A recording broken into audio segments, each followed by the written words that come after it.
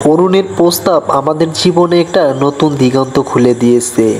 আমি আর অরুণ আর রাহুল তিনজনে একসঙ্গে থাকার সিদ্ধান্ত নিয়েছি, যেটা আমার কাছে অদ্ভুত তবুও রোমাঞ্চকর।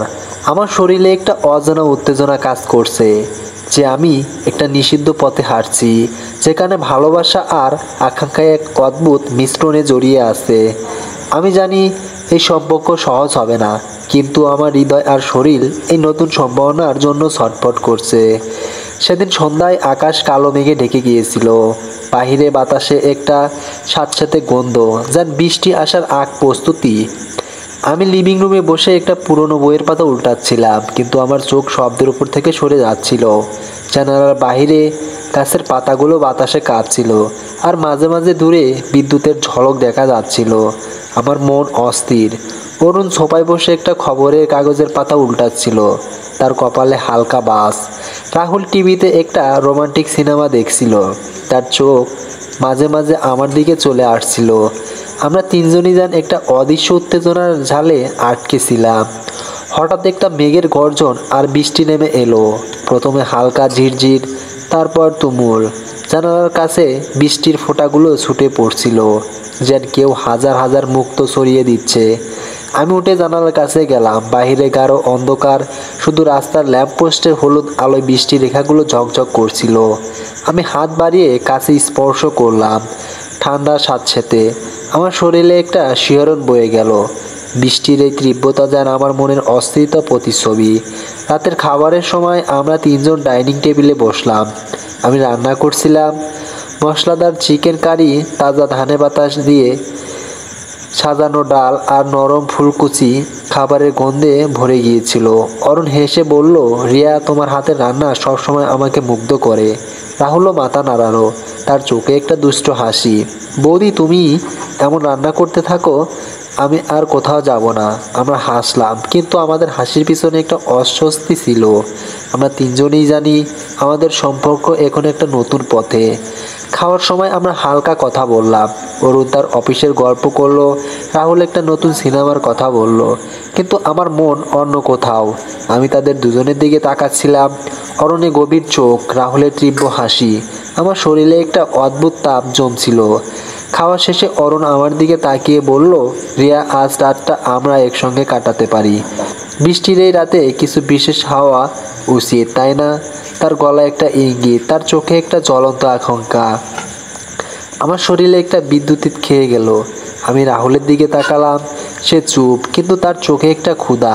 আমি মুচকি হেসে বললাম, ঠিক আছে, চলো। আমরা তিনজন শোবার ঘরে গেলাম। বাহিরে বৃষ্টির শব্দ অবিরাম। ঘরের জানালা দিয়ে ঠান্ডা হাওয়া ঢুকছে। ঘরের হালকা আলো আমাদের ছায়াগুলো দেয়ালে ফেলছিল। আমি বিছানার কাছে দাঁড়িয়ে, অরুণ আমার কাছে এলো। তার হাত আমার কোমরে জড়িয়ে ধরলো। রিয়া, তুমি এখনো আমার সেই প্রথম দিনের ভালোবাসা। সে ফিসফিস করে বলল।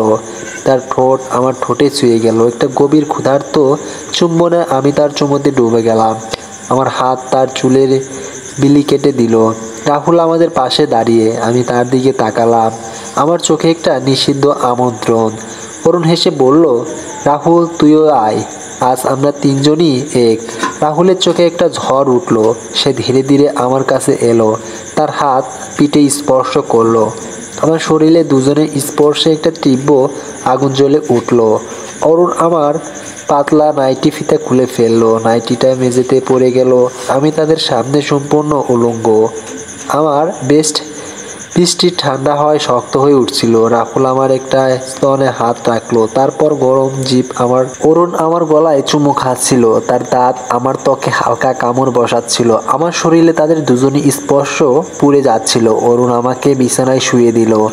তারপর সে, দেশ, তুমি এত ভিজে গেছো রিয়া, সে ফিস করে বলল, তার গলায় একটা দুষ্ট হাসি। আমি লজ্জায় চোখ বন্ধ করলাম, কিন্তু আমার শরীরে তার স্পর্শের জন্য ছটফট করছিল। সে ধীরে ধীরে আমার ভিতরে, তার দেশ। আমি চিৎকার করে উঠলাম। তার আঙুল আমার ভিতরে, দেশ। আমার শরীরে তীব্র আনন্দের ঢেউ উঠছে। রাহুল আমার পাশে বসে, আমার দেশ।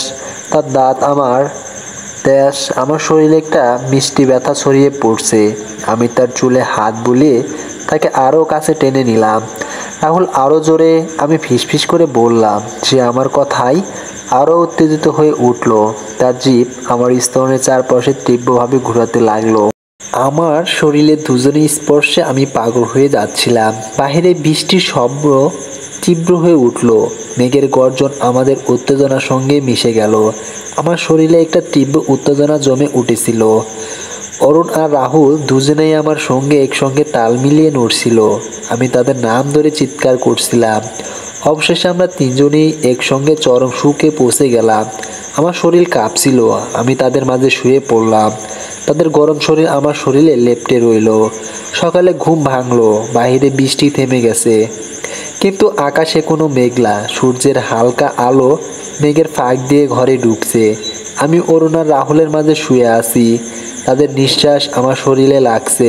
আমার মনে একটা অদ্ভুত শান্তি, কিন্তু সেই সঙ্গে একটা ভয়। এই সম্পর্ক কি টিকবে?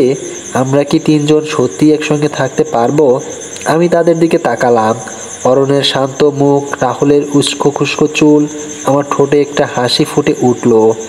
আমাদের নতুন সম্পর্ক শুরু হয়েছে কয়েক সপ্তাহ হলো।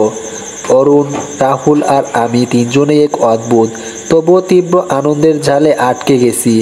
আমি ভেবেছিলাম এই সম্পর্ক আমাকে শান্তি দেবে, কিন্তু আমার মনের গভীরে একটা অস্থিরতা বাড়ছে। অরুণের ভালোবাসা আমাকে নিরাপত্তা দেয়, রাহুলের আকাঙ্ক্ষা আমাকে জ্বালিয়ে দেয়। কিন্তু আমি কি সত্যি এই দুই পুরুষের মাঝে নিজেকে ভোগ করতে পারবো? আমার শরীর তাদের দুজনের স্পর্শে পুড়ে যাচ্ছে, কিন্তু আমার হৃদয় যেন দুভাগ হয়ে যাচ্ছে। সেদিন দুপুরটা ছিল তীব্র গরম। সূর্যের আকাশে জ্বলছে, জানালা দিয়ে টোকা আলো মেঝেতে ঝকঝক করছে। বাহিরে রাস্তায় কয়েকটা শিশুর হাসির শব্দ, আর দূরে একটা হকারের ডাক ভেসে আসছে। ঘরের ফ্যান পুরো দমে ঘুরছে, তবু আমার শরীরে একটা আলোর ঘাম লেগে আছে। আমি একটা পাতলা সুতি শাড়ি পরেছি, যার ভিতর দিয়ে আমার শরীরের রেখা স্পষ্ট। আমি লিভিং রুমে বসে একটা গ্লাস ঠান্ডা জল খাচ্ছিলাম। গ্লাসের বাইরে জলের ফোঁটা গড়িয়ে পড়ছিল। অরুণ অফিসে গেছে, রাহুল বাড়িতে। তার ঘর থেকে হালকা গানের আওয়াজ ভেসে আসছে। আমি উঠে জানালার কাছে গেলাম। বাহিরে গাছের পাতাগুলো গরমে ঝিমিয়ে পড়ছে। রাস্তায় ধুলোর একটা হালকা পর্দা। আমার শরীরে গরম আর অস্থিরতা মিশে গেছে এক অদ্ভুত অনুভূতির জগতে। আমি জানি রাহুল আমার কাছে আসবে, আমি এটা চাই।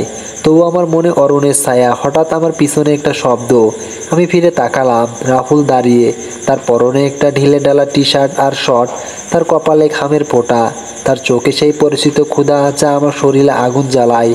বৌদি, এত গরমে তুমি এমন সুন্দর লাগছো, সে বলল, তার গলায় একটা দুষ্ট হাসি। আমি হাসলাম, কিন্তু আমার গলা শুকিয়ে গিয়েছিল।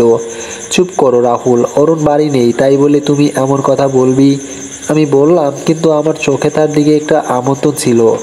সে আমার কাছে এলো, তার হাত আমার কোমরে স্পর্শ। আমার শরীরে একটা শিহরণ বয়ে গেল।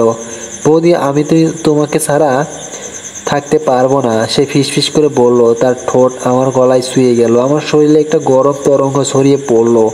আমি তার বুকে হাত রাখলাম, তার হৃৎপিণ্ডের ধুকবুক শুনতে পেলাম।